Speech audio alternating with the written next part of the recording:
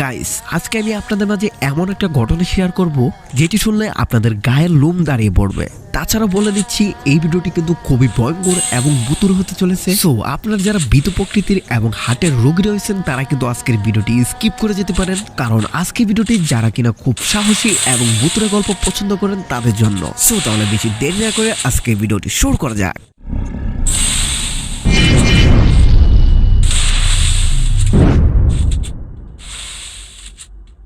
So আজকে হলো শনিবার, আকাশে অনেক কুয়াশা, কারণ এটা হলো ডিসেম্বর মাস।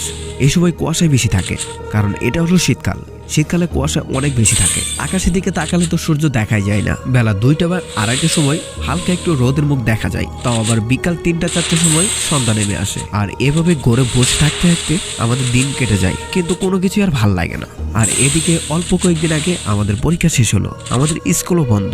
এখন কি করা যায়? তো এইভাবে ভাবতে ভাবতে হঠাৎ করে মনে হলো, আমি তো অনেকদিন ধরে আমার নানা বাড়ি যাই না, তো এই সময়টা আমার নানা বাড়ি গিয়ে কাটিয়ে আসলে কেমন হয়। তো এই কথা ভাবতে ভাবতে আমি আমার আম্মুর কাছে গেলাম। আম্মুকে বললাম, আম্মু, অনেকদিন ধরে তো নানা বাড়ি যাইনি, এবার আমি আমার নানা বাড়ি যাইতে যাচ্ছি। পরীক্ষা তো শেষ হলো, এবার গিয়ে বেশ কয়েকদিন থাকবো, কি বলো আম্মু? তখন আম্মু আমাকে উত্তরে বলল, হ্যাঁ, একদম ভালো কাজ করেছিস। গত পরশুদিন তোর নানু আমাকে কল দিয়েছিল। কল দিয়ে আমাকে বললে, রিফাতের তো পরীক্ষা শেষ, আমাদের বাড়িতে পাঠিয়ে দে।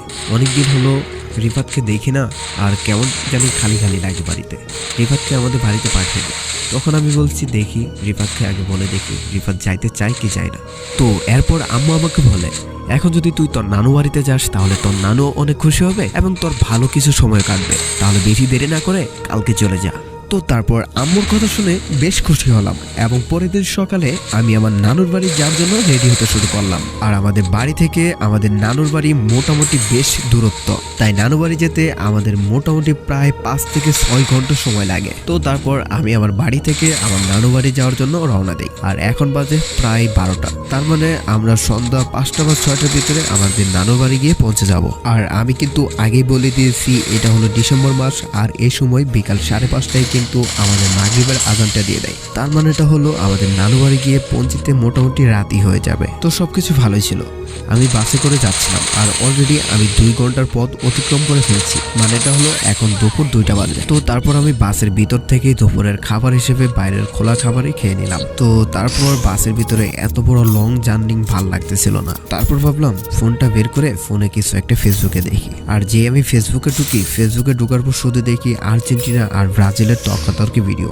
আর এগুলা দেখতে দেখতে অনেকটাই বোর হয়ে গেছি, তাই ভাবলাম একটু গেমে ঢুকলে যদি একটু ভালো লাগে। এছাড়াও আবার গাড়ির ভিতরে অনেক চাকনি, এর ভিতরে গেমটাও ভালোভাবে খেলা যায় না। তবুও আমি নিরুপায় হয়ে গেমের ভিতরে ঢুকলাম। আর গেমের ভিতরে ঢুকে আরো অবাক হয়ে গেলাম, ওমা, এটা কি 16 ডিসেম্বর হিসেবে ইলাইট মাস ফ্রিতে দিয়ে দিল। তো তারপর এগুলো দেখতে দেখতে আমার একটা ফ্রেন্ড আমাকে রিকোয়েস্ট দেওয়ার পর আমি অ্যাকসেপ্ট করি। তারপর তার গ্রুপে যাওয়ার পর আমাকে বলতেছে, রিফাত ভাই, আমার তো পিং অনেক হাই থাকে, আর আমি যে ভিপিএনটাতে খেলি এই ভিপিএনটা বারবার ডিসকানেক্ট হয়ে যায়, তারপরে পিং অনেক হাই থাকে। এমন একটা ভিপিএন আছে আপনার জানা যে ভিপিএনটাতে ভালোভাবে গেম প্লে করা যাবে? তখন আমি বললাম, হ্যাঁ অবশ্যই আছে। আমাদের গেমারদের উপর লক্ষ্য করে বাংলাদেশের ডেভেলপার একটা নতুন ভিপিএন লঞ্চ করেছে, যে ভিপিএনটার নাম হলো 5G গ্লোবাল ভিপিএন। সেই ভিপিএনটা প্লে স্টোরে গিয়ে সার্চ করলেও পেয়ে যাবে। তাছাড়াও এই ভিডিওর পিন কমেন্ট বা ডিসক্রিপশন বক্সের লিঙ্কটা দেওয়া থাকবে। আর হ্যাঁ, আপনারা চাইলেও কিন্তু সেই ভিপিএনটা ইউজ করতে পারেন। বেসিক্যালি কিন্তু সেই ভিপিএনের পিংটা অনেক ভালো এবং কোনো প্রকার ভিপিএনের ভিতরে অ্যাড নাই। তো তারপর আমি সেই বন্ধুর সাথে কিছুক্ষণ গেম প্লে করলাম। গেম প্লে করার পর সেই বন্ধুটা আমাকে বলল, হ্যাঁ ভাই, ভিপিএনটা সত্যি অনেক ভালো, থ্যাংক ইউ ভাই। তো তারপর তার সাথে আরো 2-1টা ম্যাচ খেলে আমি গেম থেকে বের হয়ে যাই। আর এইদিকে আমরা আরো 2 ঘন্টার পথ অতিক্রম করে ফেলি, অর্থাৎ এখন আমাদের ঘড়ির সময় বিকাল 4টা। তো এইভাবে চলতে চলতে আর মাত্র 1 থেকে 1.5 ঘন্টার পথ বাকি আছে। আর ঠিক ওই সময় আমাদের চলতি বাস হঠাৎ করে ব্রেক করে ফেলে।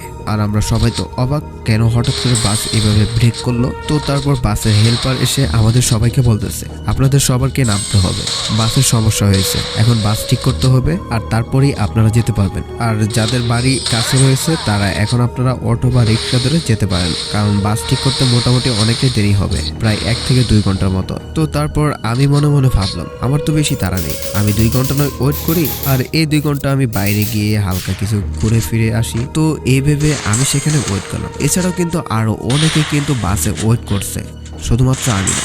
আর আমার কিন্তু এখনো মোটামুটি অনেক পথ বাকি আছে, 1 থেকে 1.5 ঘন্টা সেটা শুধু বাস দিয়ে যাইতে। তারপরে মোটামুটি মনে হয় 50-60 কিলোর মতো পথ এখনো বাকি আছে। তো তারপর বাস থেকে নেমে বাসের হেল্পারকে আবারও বললাম বাসটা ঠিক হতে আনুমানিক কত সময় লাগবে। তখন সে বলল 2 ঘন্টা মতো তো লাগবে, আপনি 2 ঘন্টা যে কোনো জায়গা দিয়ে ঘুরে আসতে পারেন। তো তারপর আমি নিশ্চিন্তে 2 ঘন্টার জন্য বের হয়ে গেলাম। আমি রেস্টুরেন্টে গেলাম, ভালো কিছু খেলাম, এছাড়াও হালকা কিছু ঘোরাফারি করলাম। তো তারপর এদিকে আমার 2 ঘন্টা সময় পেরিয়ে গেছে। আর আমি মনে মনে ভাবছি 2 ঘন্টা তারা বলছে, তার মানে আরো কিছু সময় লাগবে, কারণ তারা সব সময় বলে কিছু সময় কমের কথা। তো তারপর কথা অনুযায়ী আমি 2 ঘন্টা পর সেখানে যাই, গিয়ে দেখি সেখানে আর বাসটা নেই। তারপর আমি সাইডের কয়েকজনকে জিজ্ঞেস করলাম, তারা বলল অল্প কিছুক্ষণ আগে সেই বাসটা এখান থেকে নাকি চলে গেছে। আর এখন তো আমি পুরোপুরিভাবে নিরুপায় হয়ে গেলাম, কারণ আমার হাতে যা টাকা ছিল তা দিয়ে আমি রেস্টুরেন্টে বসে ভালো কিছু খেয়ে ফেলছি। এখন কথা হলো আমি কিভাবে আমার নানু বাড়ি পৌঁছাবো। এখন যদি আমি অটো বা সিএনজি ধরি তাহলে আমার মোটামুটি 4 থেকে 500 টাকার মতো লাগবে, কারণ 50 থেকে 60 কিলো এটা কিন্তু মোটামুটি অনেক দূর। তাছাড়া আবার যদি আমার বাস দিয়ে যেতে হয় তারপরেও আমার এখান থেকে বাস স্টেশন পর্যন্ত পৌঁছতে হবে। তো তারপর কোনো উপায় না পেয়ে বাস স্টেশনে যাওয়ার জন্য রওনা দিলাম। আর এখান থেকে নাকি বাস স্টেশন অতটাও দূরে না, 5 থেকে 10 মিনিট হাঁটলে যাওয়া যায়। তো এইভাবে 5 মিনিট হেঁটে যাওয়ার পর বাস স্টেশন থেকে একটা বাস আসতেছে আর এসে আমার সামনে ঠিক দাঁড়িয়ে পড়লো। আর তখন সময়টা ছিল মাগরিবের আজানের 5 থেকে 10 মিনিট পর, মোটামুটি হালকা অন্ধকার হয়ে গেছে। তো তারপর আমি বাসের হেল্পারকে না দেখে তারপরও বললাম, ভাইয়া এটা কি বগুড়া যাবে? তখন ভিতর থেকে কেউ একজন ইশারা দিয়ে উঠতে বললো। তো তারপর আমি বাসের ভিতরে উঠে পড়লাম। আর বাসের ভিতরে ওঠার পর একটা জিনিস লক্ষ্য করলাম, বাসের ভিতরে কোনো প্রকার লাইটের ব্যবস্থা নেই। আর এটা আমি তেমনটা গুরুত্ব দিলাম না। তো তারপর আমি পিছনে একটা সিটে গিয়ে বসে পড়লাম।